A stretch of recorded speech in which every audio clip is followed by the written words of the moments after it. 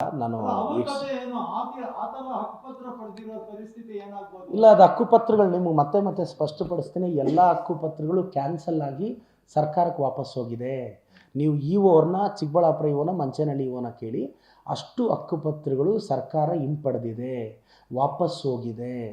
ಈಗ ಹೌಸಿಂಗ್ ಬೋರ್ಡಲ್ಲಿ ಹಕ್ಕುಪತ್ರಗಳಿದೆ, ಅದು ಬೇರೆದೇ ವಿಚಾರ. That is quite different. ಇದು ಆಲ್ರೆಡಿ ಕಟ್ಟಿರೋರಿಗೆ, ಅದು ನನಗೆ ಗೊತ್ತಿರೋ ಪ್ರಕಾರ ಅದು ವಾಪಸ್ ಹೊರಟೋಗಿದೆ. ಅದ್ರದ್ದು ಲೇಟರ್ ಸ್ಟೇಜಲ್ಲಿ ನಮ್ಮ ಡಿಸ್ಟ್ರಿಕ್ಟ್ ಮಿನಿಸ್ಟ್ರು ಹೇಳ್ತಾರೆ ಅದ್ರ ಬಗ್ಗೆ. ಎಲೆಕ್ಷನ್ ಕೊಡ್ತೀನಿ, 2-3 ತಿಂಗಳಿಂದ ಬ್ಯಾಲೆನ್ಸ್ ಇರೋ ಹಣನ ಕ್ಲಿಯರ್ ಮಾಡ್ತೀವಿ ಅಂತ ಮುಖ್ಯಮಂತ್ರಿಗಳು ನಿನ್ನೆ ಹೇಳಿದ್ದಾರೆ.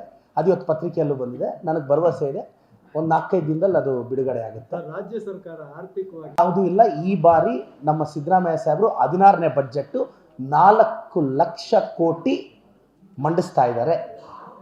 ಯಾವುದೇ ಕಾರಣಕ್ಕೆ ದಿವಾಳಿ ಆಗಿಲ್ಲ. ಮತ್ತೆ ಗ್ಯಾರಂಟಿ ನಾವು ನಿಲ್ಲಿಸೋದು ಇಲ್ಲ, ಗ್ಯಾರಂಟಿ ಮುಂದುವರಿಯುತ್ತೆ. ದಿವಾಳಿ ಆಗಲಿಲ್ಲ ಸರ್, ಕುಸಿತ ಇಲ್ಲ, ಅಂಥದ್ದೇನಿಲ್ಲ. ನಮ್ಮ ಸಿದ್ದರಾಮಯ್ಯ ಸಾಹೇಬರು ಆರ್ಥಿಕ ಚಾಣಕ್ಯ ಇದ್ದಾರೆ.